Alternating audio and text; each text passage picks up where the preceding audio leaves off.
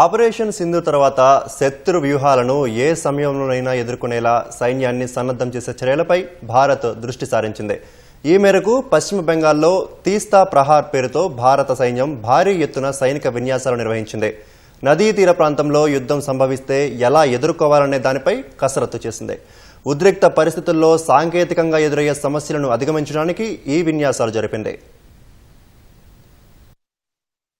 భారత్ పాకిస్తాన్ మధ్య ఉద్రిక్తతలు నెలకొన్న వేళ భవిష్యత్తులో శత్రు వ్యూహాలను ఎదుర్కొనేలా భారత సైన్యం భారీ ఎత్తున విన్యాసాలు నిర్వహిస్తోంది. గురువారం పశ్చిమ బెంగాల్లోని తీస్తా ఫీల్డ్ ఫైరింగ్ రేంజ్లో తీస్తా ప్రహర్ పేరుతో భారీ డ్రిల్స్ నిర్వహించింది. ఈ విన్యాసాల్లో పదాతి దళం, ఆర్టిలరీ, పారా స్పెషల్ ఫోర్స్, ఇంజనీర్లు, సాంకేతిక నిపుణులు, ఆర్మర్డ్ ఫోర్స్ పాల్గొన్నాయి.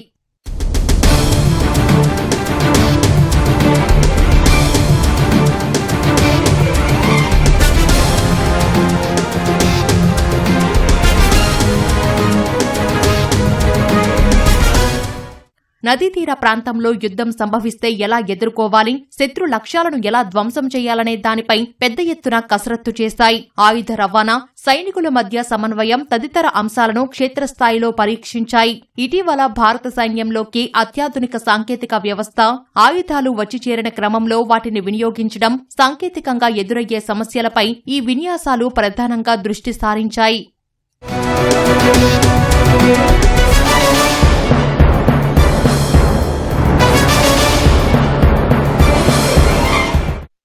ప్రతికూల వాతావరణ పరిస్థితులు వచ్చినప్పుడు ఎలా వ్యవహరించాలో ఇందులో భారత సైన్యం కసరత్తు చేసింది. భవిష్యత్తులో శత్రు దాడులను ముందే పసిగట్టి అప్పటికప్పుడు తీసుకునే చర్యలపై డ్రిల్స్ నిర్వహించింది.